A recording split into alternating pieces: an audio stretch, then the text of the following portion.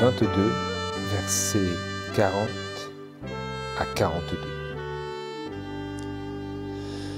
Et quand il fut arrivé dans ce lieu, il leur dit, « Priez, afin que vous n'entriez pas dans la tentation. » Alors il s'éloigna d'eux d'environ d'un jet de pierre, et s'étant mis à genoux, il priait, en disant, « Père, si tu voulais éloigner cette coupe de moi,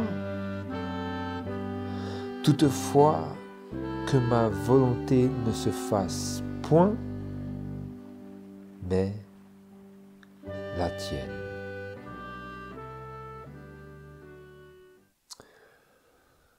Bonjour à tous, frères et sœurs, que Dieu vous bénisse en vous souhaitant un bon sabbat. Nous sommes sur la 4e partie de notre série intitulée, je devrais dire, « Apprends-nous à prier ». La fameuse prière que Jésus nous a confiée afin de diriger notre esprit pour savoir ce que nous devrions dire lorsque nous prions et ce que nous devrions désirer et demander à Dieu dans la prière. La partie que nous souhaitons contempler aujourd'hui, cette 4e partie, porte, comme vous l'aurez déjà probablement vu dans le titre, ce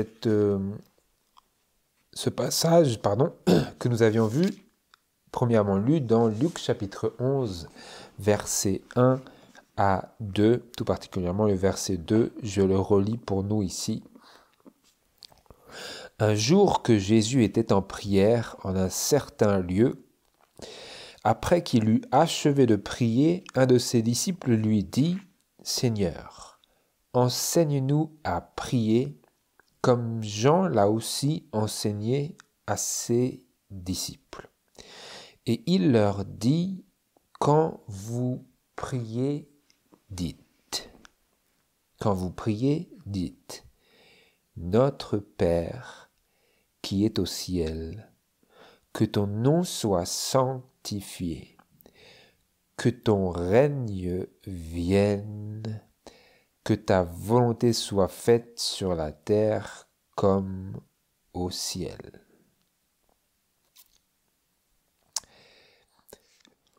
Je passe le reste parce que nous aurons l'occasion, je devrais dire, d'y revenir par la suite dans la partie numéro 5 et 6 et 7. Nous avons encore en tout cette partie. Ce qui nous intéresse, c'est la dernière partie du verset 2 où il dit « Que ta volonté soit faite sur la terre comme au ciel ». C'est l'objet de notre étude aujourd'hui. Qu'est-ce que cela veut dire, frères et sœurs, lorsque nous prions cette prière? Et, plus encore, qu'est-ce que cela devrait signifier? Car peut-être que aujourd'hui, lorsque nous la prions, elle n'est pas dans notre esprit ce qu'elle devrait être et ce qu'elle devrait vouloir dire, dans le sens que Dieu l'a voulu et pour lequel Dieu l'a donné. Et dans un ordre peut-être inattendu, j'aimerais que nous nous concentrions d'abord sur la fin de cette partie de la prière du Notre Père, à savoir, comme au ciel. Que ta volonté soit faite sur la terre comme au ciel. Parce que, qu'est-ce que cela veut dire, comme au ciel? Et plus encore, on devrait peut-être demander, comment est-ce que la volonté de Dieu est faite au ciel? Parce que la prière que nous sommes appelés à adresser à Dieu, c'est que ta volonté soit faite sur la terre comme au ciel. C'est-à-dire que ta volonté soit faite sur la terre comme ta volonté est faite dans le ciel. N'est-ce pas? Et comment la volonté de Dieu est-elle faite dans le ciel? Pour répondre bibliquement à cette interrogation, nous nous tournons vers les paroles du psaume 103. Le psaume 103,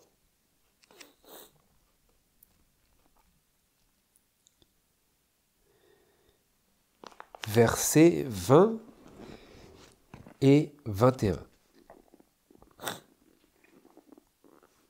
où il est écrit: bénissez l'Éternel, vous ses anges puissants en force, qui exécutez son commandement en obéissant à la voix de sa parole.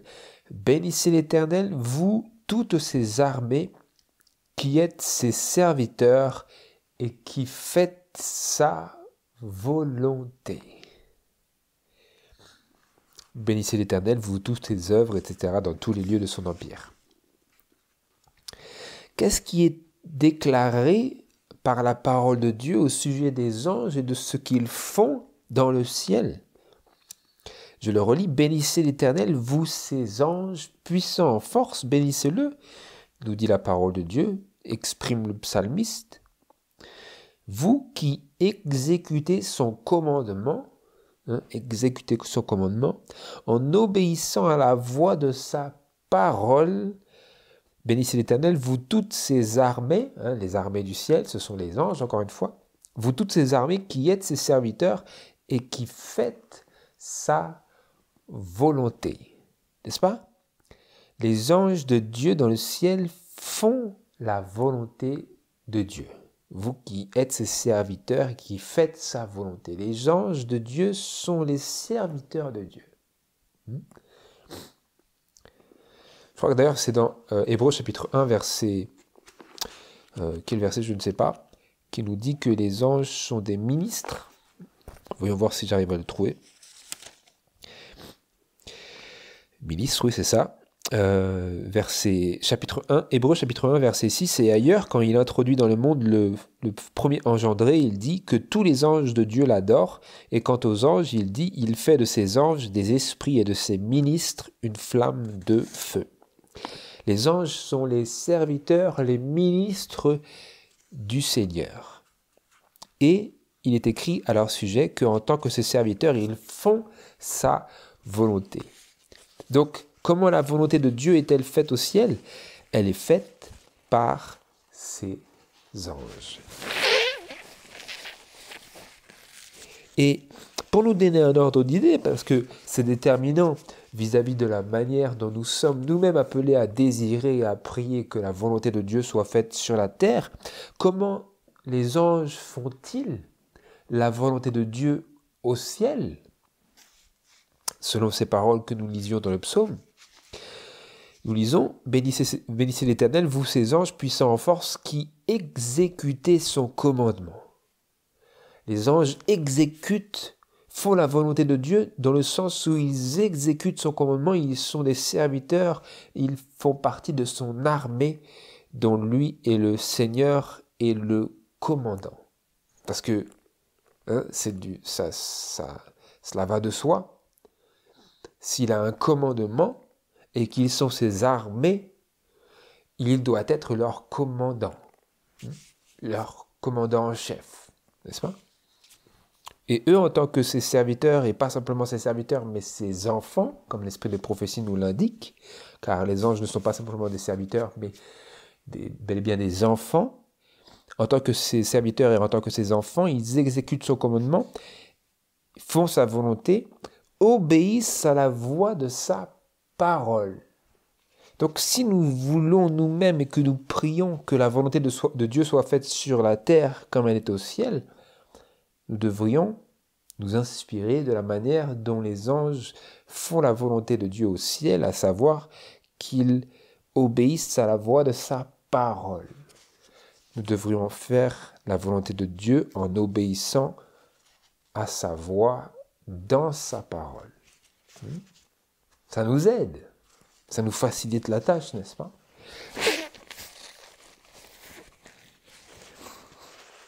C'est-à-dire que la même parole qui fait autorité pour nous, fait autorité pour les anges, et c'est cette parole à laquelle ils obéissent lorsqu'ils exécutent son commandement et qu'ils font sa volonté. Que ta volonté soit faite sur la terre comme elle est au ciel.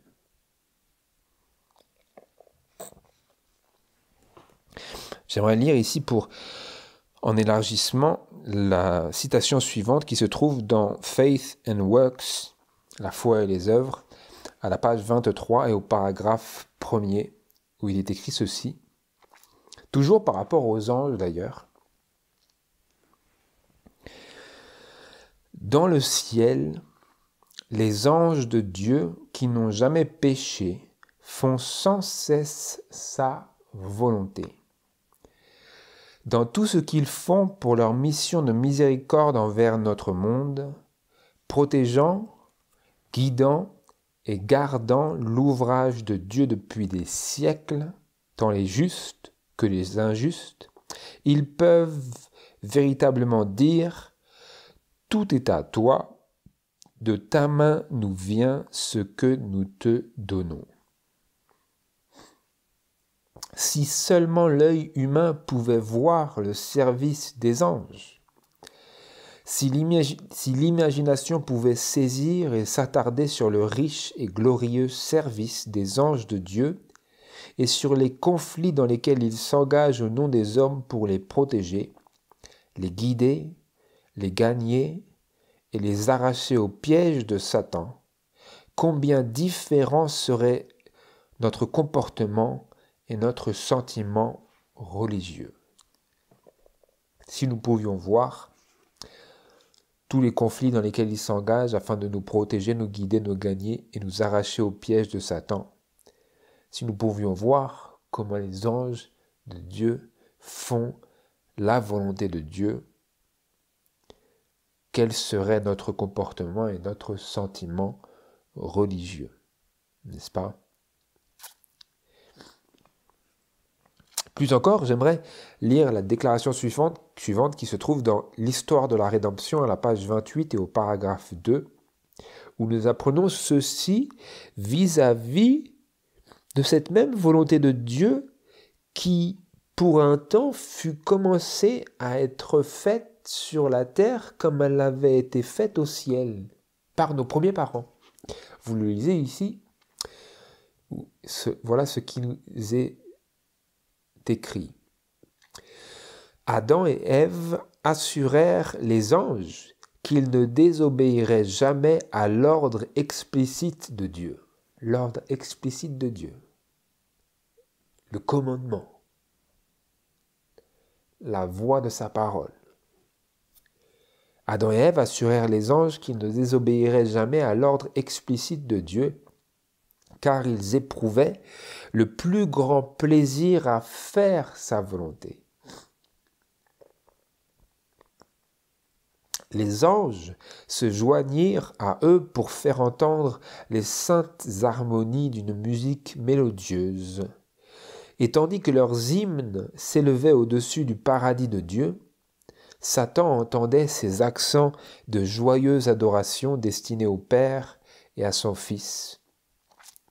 À l'ouïe de ces chants, sa jalousie, sa haine et sa méchanceté furent plus vives que jamais, et il suggéra à ses suppôts d'inciter Adam et Ève à désobéir, afin que la colère de Dieu atteigne ceux-ci et que leurs hymnes de louange se changent en paroles de révolte et de malédiction envers le Créateur.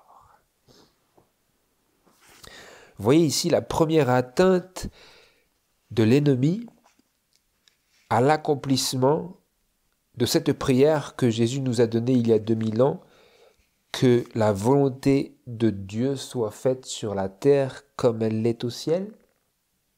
Dans Adam et Ève, il chercha à compromettre l'accomplissement de ce projet de Dieu. Pourquoi? Quel était le but de ce projet? C'était que une nouvelle génération soit créée qui obéirait à la volonté de Dieu et qui pourrait ainsi remplacer le vide qui avait été fait par le tiers des anges qui fut chassé du ciel. Que ta volonté soit faite. Vous voyez un peu?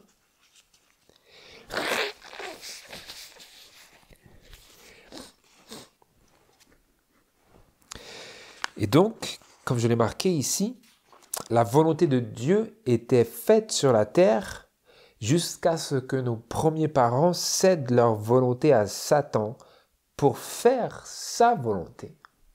Vous voyez?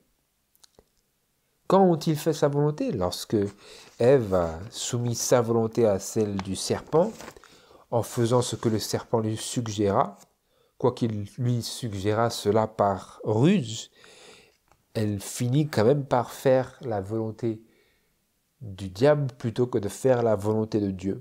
Quoiqu'elle fût trompée, si elle avait obéi, elle aurait pu échapper à la tentation et aux conséquences de sa désobéissance.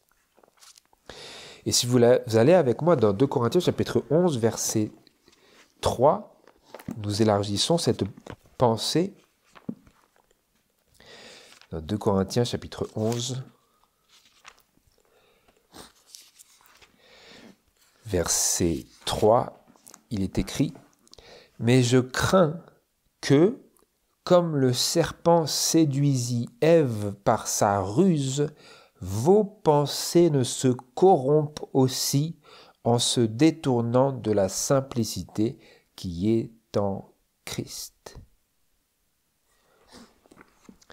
En se détournant de la simplicité qui est en Christ. C'est ainsi que nos premiers parents furent détournés de leur désir initial d'obéir à toute la volonté de Dieu.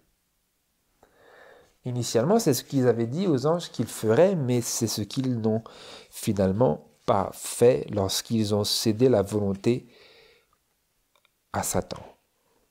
Vous le voyez. Comme le serpent séduisit Ève par sa ruse, je crains que vos pensées ne se corrompent ainsi en se détournant de la simplicité qui est en Christ.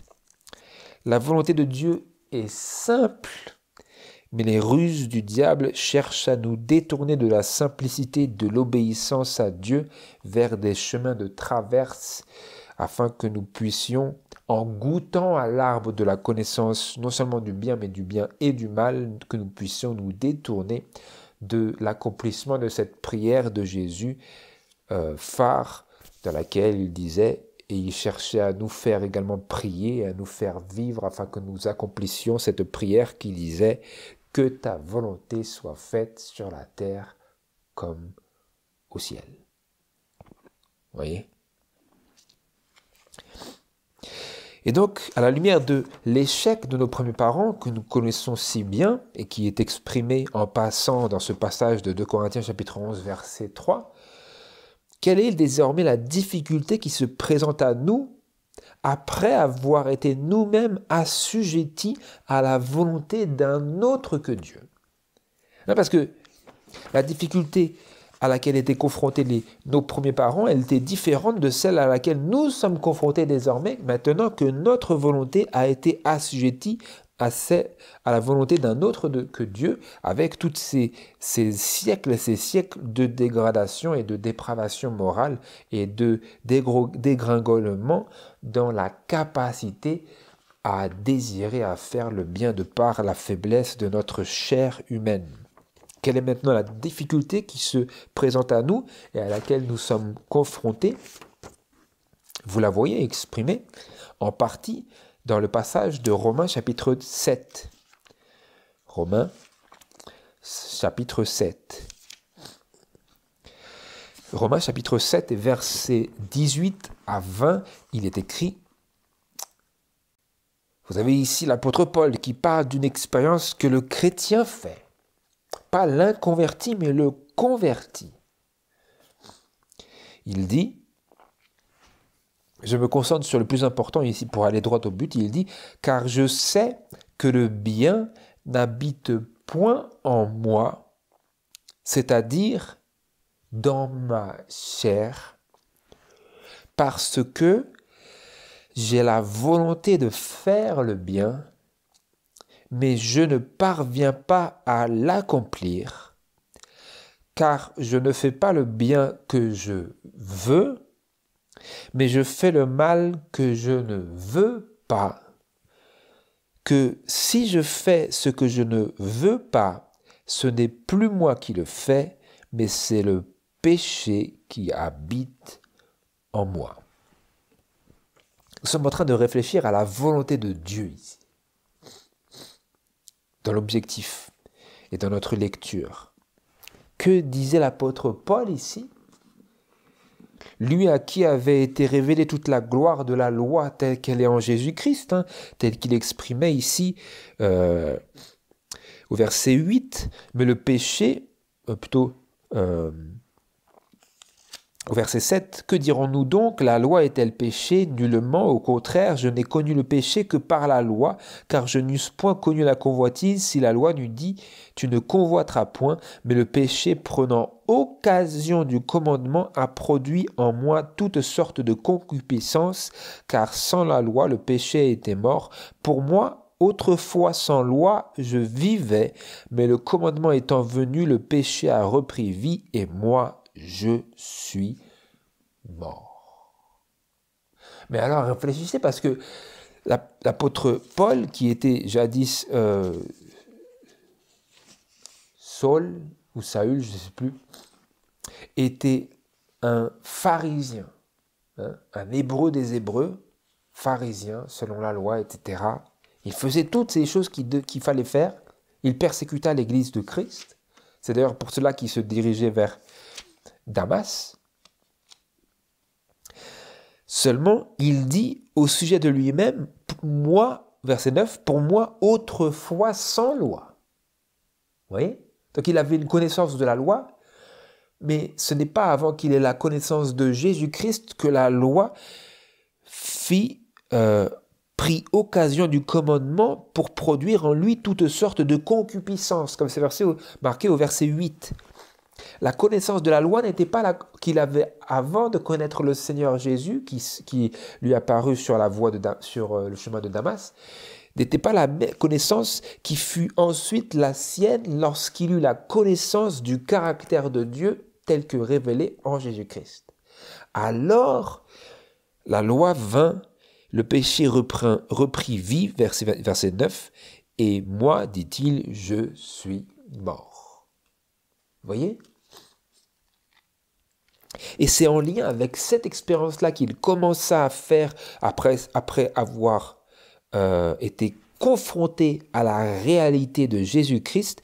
C'est après avoir fait cette expérience-là personnelle de conversion qu'il exprime au sujet de son expérience ultérieure au verset 18 « Je sais que le bien n'habite point en moi. » Vous voyez un peu? Vous voyez? Ne serait-ce que cela en soi, ça met à bas toutes les conceptions selon lesquelles nous vivons toute notre vie d'une manière certaine de nous-mêmes et nous accumulons les décennies de faire toute la volonté de Dieu. Nous disons tout cela, je l'ai fait depuis ma jeunesse et nous arrivons vers la vraie révélation de la loi telle qu'elle est en Jésus-Christ et nous disons, je n'ai rien fait de la volonté de Dieu en vrai. En vrai. C'est ça que l'apôtre Paul a réalisé. Il disait, la connaissance que j'avais de la loi avant, ce n'était rien par rapport à ce qui est venu à moi quand j'ai rencontré le Seigneur Jésus dans toute la réalité de sa personne et du caractère de Dieu.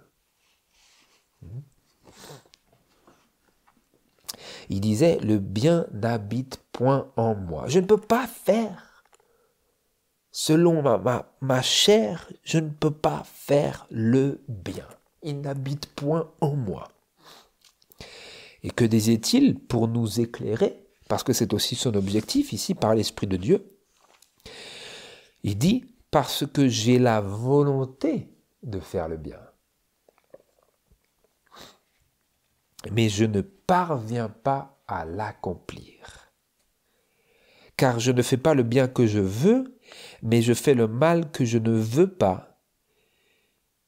que si je fais le mal, que si je fais ce que je ne veux pas, ce n'est plus moi qui le fais, mais c'est le péché qui habite en moi. Et donc il disait, je trouve donc cette loi en moi, c'est que lorsque je veux faire le bien, le mal est attaché à moi.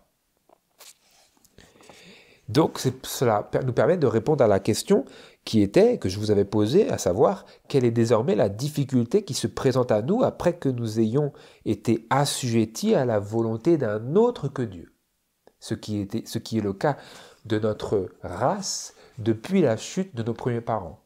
Notre volonté a été assujettie à un autre que Dieu, et donc maintenant notre nature, depuis celle que nous avons héritée d'Adam et Ève, est déchue, et elle est exprimée par le fait que ce qu'il exprimait au verset 18, à savoir que le bien n'habite point en nous.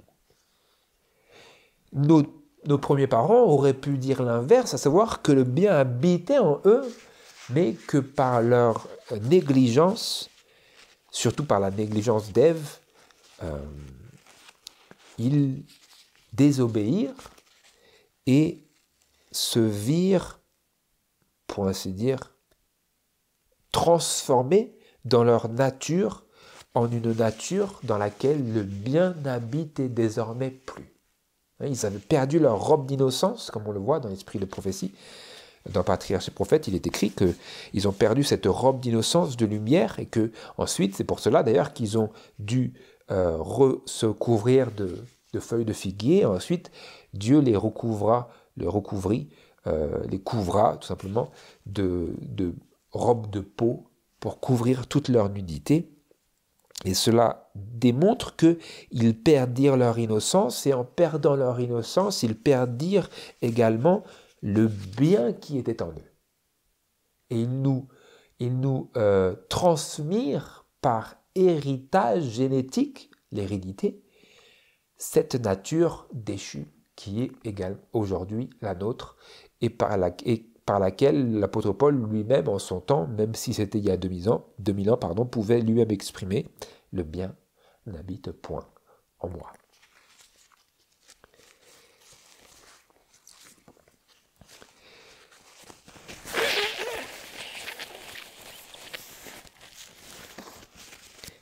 Et ce que j'ai marqué ici, à juste titre, c'est qu'il s'agit ici du langage de celui dont l'esprit a été renouvelé par l'esprit à la grâce de Dieu. Car Éphésiens, le passage d'Éphésiens chapitre 2 verset 3 nous apprend que l'homme inconverti accomplit les désirs de la chair et de ses pensées. Allez-y brièvement avec moi. C'est très important de comprendre cela parce que ça nous permet de voir qu'est-ce que cela va impliquer pour nous de pouvoir en toute réalité faire la volonté de Dieu sur la terre comme elle est faite au ciel. Pas juste de dire cela et de s'imaginer que nous allons pouvoir le faire d'une manière ou d'une autre, mais d'arriver vraiment à cerner, à comprendre, bibliquement parlant, en quoi nous ne pouvons pas la faire et comment seulement nous pouvons la faire. Pour que ce soit bien clair dans nos esprits, afin que lorsque nous prions de manière éclairée et qu'ensuite nous puissions être inspirés dans notre intelligence à demander les choses dont nous avons besoin. Réellement, parce que alors nous serons conscients à la fois de nos besoins, tant de nos impossibilités que des choses que nous pouvons faire par les moyens que Dieu nous a fournis. C'est ça que nous cherchons à élucider. Et donc pour revenir à ce que je disais, à la fois à savoir que l'homme inconverti accomplit pas simplement les désirs de la chair, mais les désirs de ses pensées. Vous lisez dans Éphésiens chapitre 2 verset 3. Au verset 1, le contexte, il disait « Et vous qui étiez morts dans vos fautes et vos péchés, dans lesquels vous avez marché autrefois, etc., selon le train de ce monde, selon le prince du pouvoir de l'air, de l'esprit qui agit maintenant dans les fils de la désobéissance, parmi lesquels nous vivions tous autrefois, selon les convoitises de notre chair, accomplissant les désirs de la chair et de nos pensées, et nous étions par nature des enfants de colère comme les autres. Comment, selon ce passage ici, est décrit la nature physique et morale des enfants de colère, des fils de la désobéissance? C'est que, comme c'est marqué au verset 3, selon les convoitises de la chair, ils accomplissent les désirs de la chair et de leurs pensées. Vous voyez? Ça, c'est la nature telle que la Bible, la nature de l'homme inconverti, tel qu'il est mort dans ses fautes et ses péchés, à savoir qu'il accomplit les désirs de la chair et ses pensées sont en harmonie pour accomplir les convoitises de la chair. La chair et les pensées vont toutes deux dans la même direction. Vous le voyez? Or, tel n'est pas le cas de l'homme qui se décrit ici dans Romains chapitre 7, à savoir l'apôtre Paul, parce qu'il dit que, verset 21, « Je trouve donc cette loi en moi, c'est que lorsque je veux faire le bien, le mal est attaché à moi, mais il dit, je veux faire le bien. » Alors que la personne dans Éphésiens chapitre 2, verset 3, c'est les désirs de sa pensée, en les accomplissant, c'est l'accomplissement des convoitises de la chair. Vous avez vu ici, ça va dans la même direction. Alors qu'il n'en est pas de même de cet homme-là qui parle ici, dans Romains chapitre 7. Il dit, « Je trouve donc cette loi en moi, c'est que lorsque je veux faire le bien, le mal est attaché à moi, car je prends plaisir à la loi de Dieu selon l'homme intérieur. » Vous voyez? Cet homme-là n'est pas pareil que l'homme de Éphésiens chapitre 2, versets 2 et 3. Il n'est pas pareil, parce que cet homme-là prend plaisir à la loi de Dieu selon l'homme intérieur. Mais il a également une autre loi dans ses membres qui combat contre la loi de son esprit, le rendant captif sous la loi du péché qui est dans ses membres. Vous le voyez? Il s'agit ici d'une autre personne, une personne qui a fait l'expérience de ce qui est exprimé dans Romains chapitre 12, verset 2, à savoir, « Et ne vous conformez point à ce monde, mais soyez transformés par le renouvellement de votre esprit, afin que vous éprouviez quelle est la volonté de Dieu, bonne, acceptable et parfaite. » Vous voyez? Soyez transformés par le renouvellement de votre esprit, afin que vous puissiez éprouver et apprécier la volonté de Dieu qui est bonne, acceptable et parfaite, afin que vous puissiez croître dans la connaissance de la parfaite volonté de Dieu. Vous voyez, donc cette personne-là est convertie, et c'est celle-ci qu'était l'apôtre Paul lorsqu'il se vit confronté à ce combat entre la chair et l'esprit, entre l'homme intérieur et le vieil homme, la chair humaine, pécheresse. Vous le voyez. La loi dans ses membres, la loi du péché, comme c'est marqué au verset 23, à la fin. Donc, on peut conclure ici, par déduction intelligente, et vous le voyez à travers toutes les autres déclarations que vous pouvez trouver ou chercher dans la parole de Dieu et l'esprit de prophétie, nous pouvons conclure, dis-je, que même l'homme qui a goûté au renouvellement de ses pensées par l'esprit de la grâce de Dieu, même cet homme-là lui-même a un combat à livrer dans lequel l'exercice de ses propres décisions et de sa volonté est indispensable pour l'accomplissement et pour l'exaucement de la prière pour que la volonté de Dieu soit faite sur la terre comme au ciel. Vous voyez, même s'il a été renouvelé, même cet homme-là qui a été renouvelé dans son esprit par l'esprit de la grâce de Dieu, même lui a un combat à livrer. Et dans ce combat, il faut qu'il exerce, fasse preuve de ses propres décisions et de sa propre volonté pour accomplir cette prière qui demande que la volonté de Dieu soit faite sur la terre comme au ciel. Nous allons élargir cela. Et donc, dans Romains chapitre 16, chapitre 7, nous continuons. Nous avons lu le verset 21, verset 23, ça c'est très bien.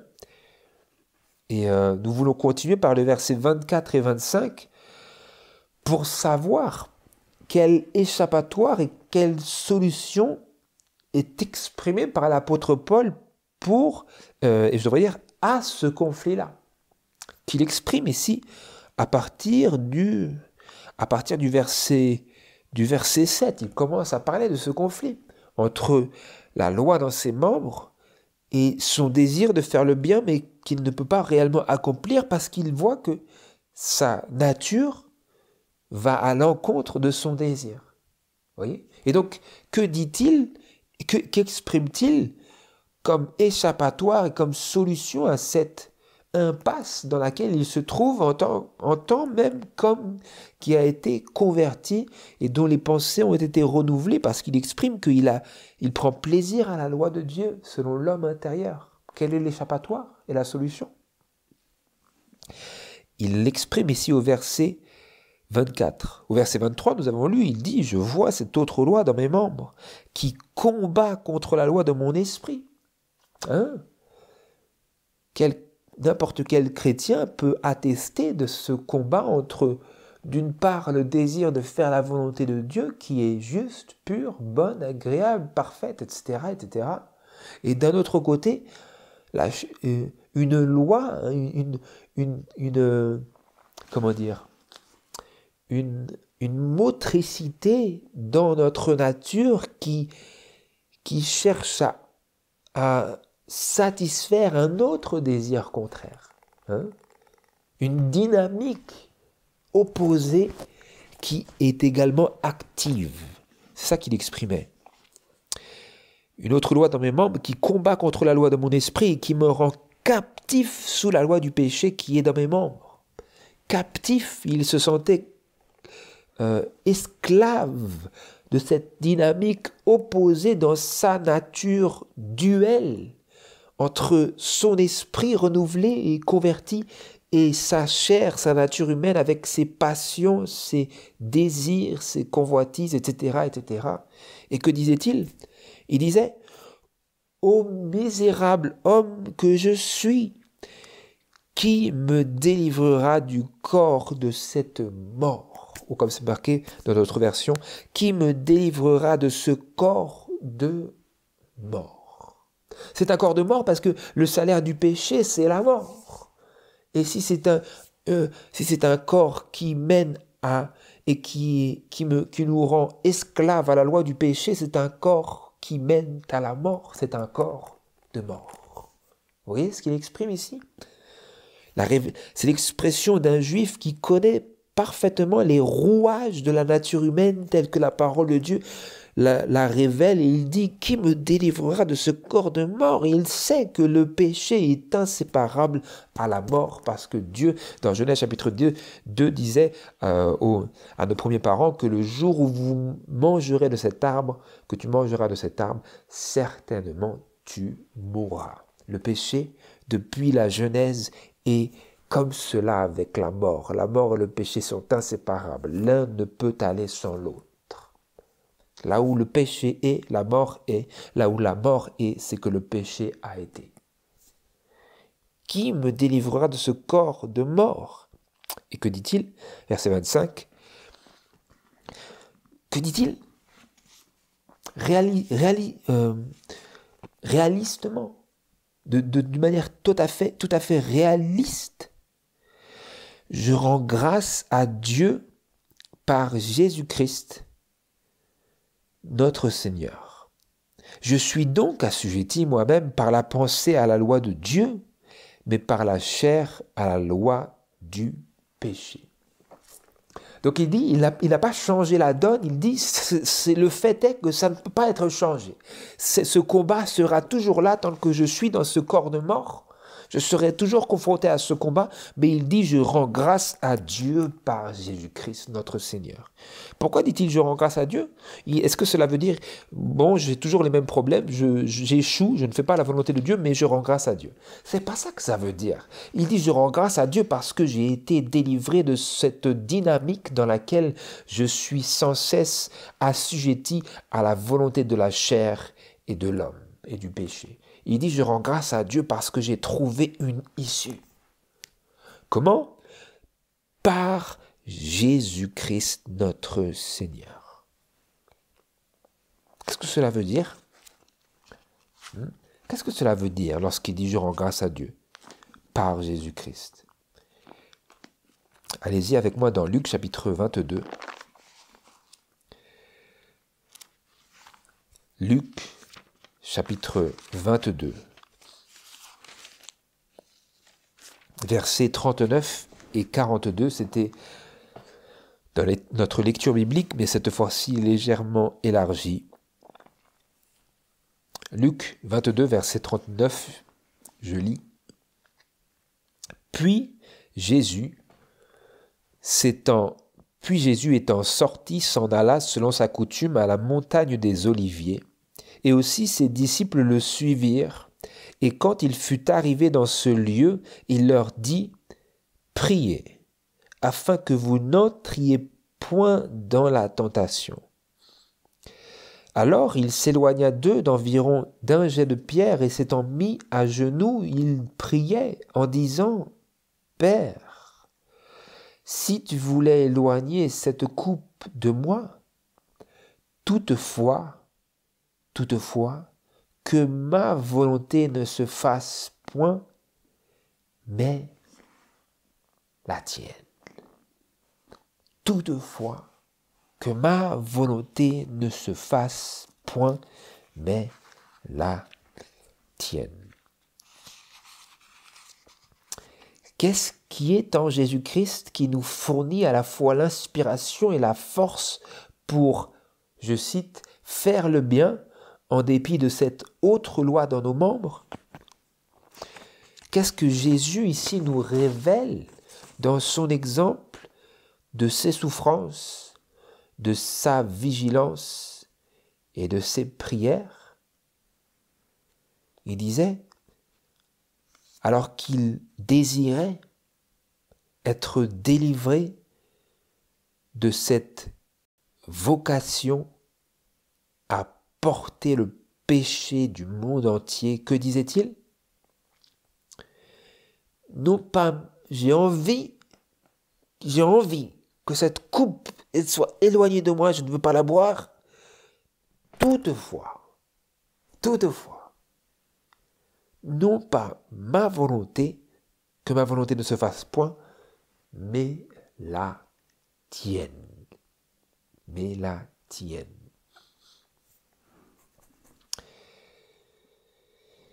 Et ensuite, au verset 43, nous disons, « Et un ange lui apparut du ciel pour le fortifier, et étant en agonie, il priait plus instamment, et il lui vint une sueur comme des grumeaux de sang qui tombaient sur la terre, et s'étant levé de sa prière, il vint vers ses disciples, qu'il trouva endormis de tristesse. Et il leur dit, « Pourquoi dormez-vous? Levez-vous et priez, de peur que vous n'entriez en tentation. » Levez-vous et priez, de peur que vous n'entriez en tentation. Est-ce que Jésus était en train de leur exprimer quelque chose qu'il avait lui-même fait? Lui-même avait veillé, lui-même avait prié. Et qu'avait-il dit et exprimé de manière tout à fait réaliste lorsqu'il avait prié à Dieu auquel les disciples étaient également appelés à prier, il avait dit, alors qu'il était enclin à vouloir une certaine chose, il avait renoncé à sa propre volonté, il avait dit, quoi qu'il aurait voulu que cette coupe du péché du monde entier s'écarte loin de lui, il avait dit toutefois, non pas ma volonté, mais la tienne. La tienne. Et nous, en tant que pécheurs, et en tant qu'étant naturellement enclins,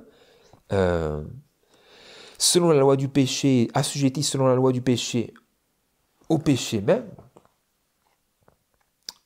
nous sommes également enclins à faire le mal, comme l'apôtre Paul le disait dans Romains chapitre 7.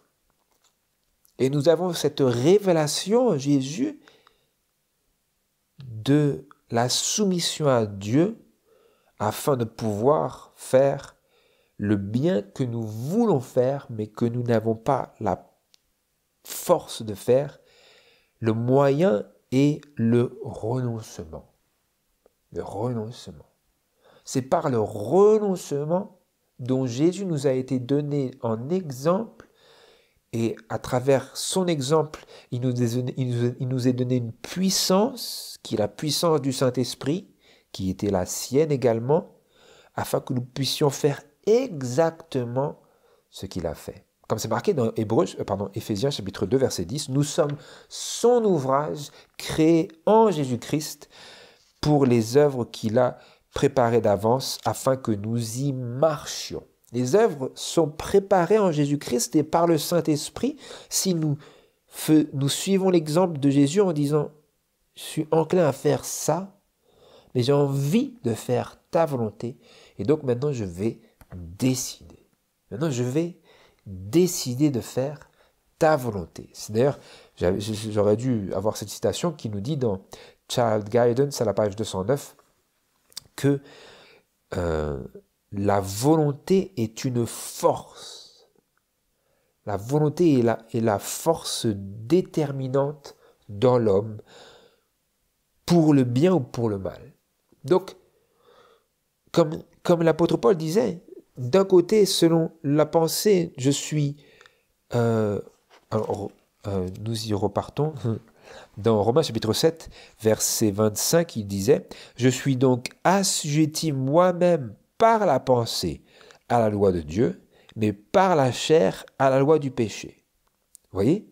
Et donc, qu'est-ce qui va être le facteur déterminant pour faire en sorte que nous puissions satisfaire la loi de Dieu par notre assujettissement à celle-ci dans notre pensée, et non pas la chair et la loi du péché?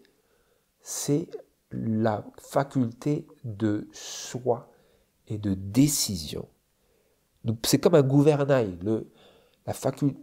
Notre capacité à choisir est comme un gouvernail qui, quoi qu'il soit tout petit, peut changer totalement la direction d'un navire qui est extrêmement lourd et que rien d'autre ne pourrait changer. Vous voyez? Rien d'autre ne pourrait changer la direction de ce navire si ce n'est le gouvernail qui est tout à l'arrière, qui est symbolique et qui illustre notre capacité de décision. Je rends grâce à Dieu par Jésus-Christ. Jésus-Christ m'a donné un exemple de l'abnégation en ce qu'il a lui-même exercé son choix pour faire le bien. Et moi-même, je n'ai pas, comme lui-même n'avait d'ailleurs pas la capacité naturelle de faire le bien, mais en devenant participant de la nature divine à travers Jésus-Christ, car c'est lui qui est le carrefour de notre salut, en devenant participant de la nature divine par Jésus-Christ, nous pouvons ensuite rendre grâce à Dieu pour une vraie délivrance. Une délivrance palpable, en ce que nous réalisons que le bien que nous n'arrivions pas à faire, nous l'avons maintenant fait en remettant notre volonté à Dieu, comme Jésus l'a fait. Jésus disait, ma nature a envie d'une chose, c'est de fuir. Je vais abandonner cette race. Je ne veux pas de son péché chargé sur moi. Je ne veux pas. C'est comme ça que Jésus se ressentait en lui.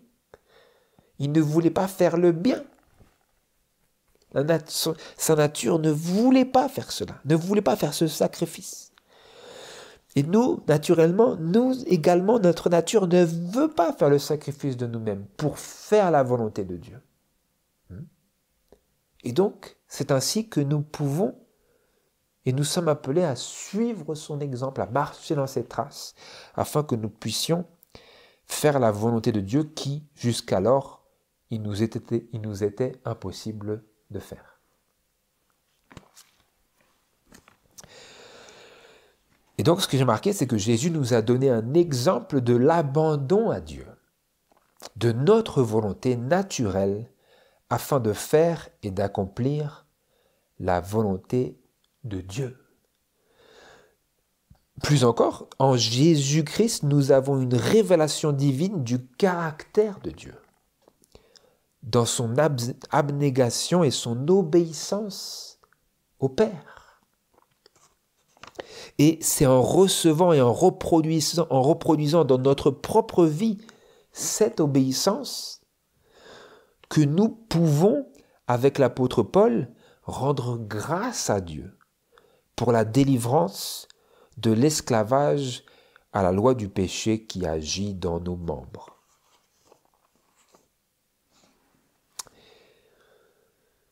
Voilà, frères et sœurs, j'avais encore plein de choses dans Jean chapitre 1, verset 1, 2, verset 14, 11 à 13. Vous voyez que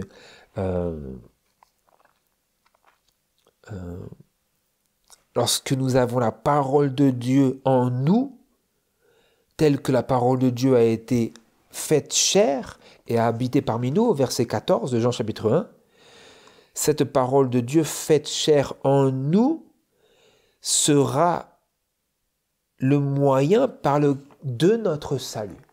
De la même manière que lorsque la parole a été faite chair, il était Emmanuel, Dieu avec nous, il était Yeshua, Dieu sauve. Et lorsque la parole est faite chair en nous, lorsque nous nous inspirons de la parole de Dieu, comme nous sommes ici en train de le faire, de manière concrète, eh bien nous obtenons alors le moyen concret par lequel nous pouvons vaincre le péché dans la chair. Et ainsi, donc, nous pouvons exaucer notre propre prière, que la volonté de Dieu soit faite sur la terre comme au ciel. Comment la volonté de Dieu a été faite depuis que nos premiers parents sont déchus, de manière suprême? Comment a-t-elle été faite sur la terre? Lorsque Jésus est venu, la parole a été faite chair, pleine de grâce et de vérité. Nous avons contemplé sa gloire. C'était cette lumière. Il était la vie des hommes, etc. Et il n'a point fait sa volonté. Et j'ai marqué qu'en nous nourrissant de l'exemple de Jésus révélé dans la parole, nous naissons d'en haut. Allons-y brièvement. Nous naissons d'en haut, dans Jean chapitre 1. Je vais conclure avec cela. Jean chapitre 1, verset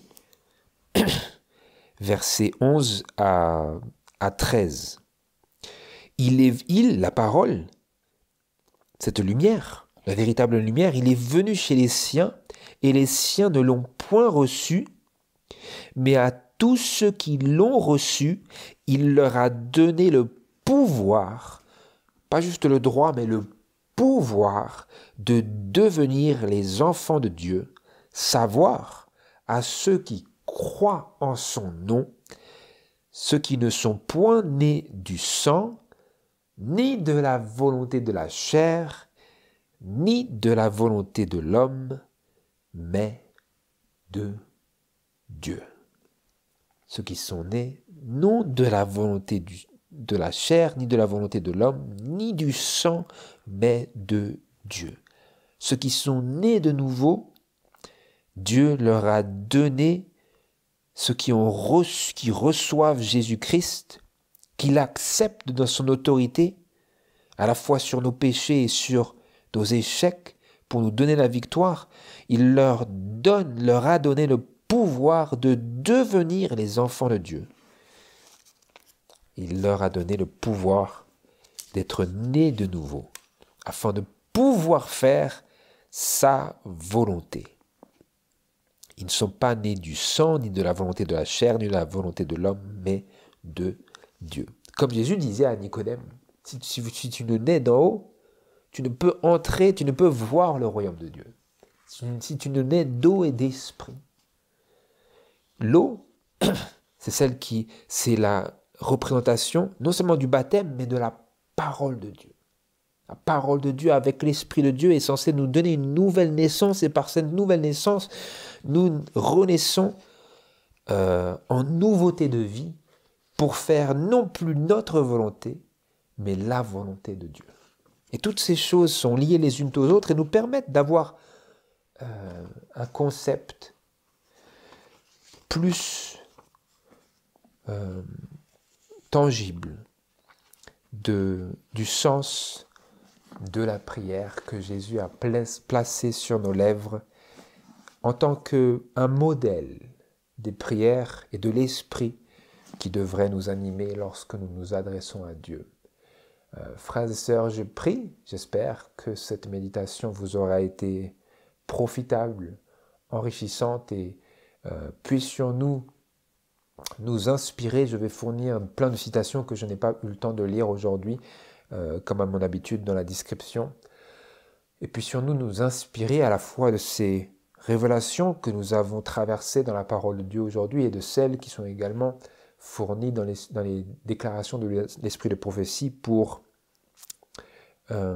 nous inspirer de cet exemple de Jésus, afin de faire non point notre volonté, celle de la chair, celle de ses convoitises, ses désirs, ses passions, mais la volonté de Dieu, celle qui, selon Romains chapitre 12, est bonne, agréable, acceptable, édifiante et parfaite. C'est ma prière. Que Dieu vous bénisse, puisse Dieu nous bénir abondamment en nous accordant son esprit pour nous souvenir et nous enrichir et nous inspirer et nous encourager à faire comme ces anges font au ciel lorsqu'ils font toute sa volonté et qu'ils exécutent ses commandements et qu'ils obéissent à la voix de sa parole. C'est ma prière au nom de Jésus. Amen.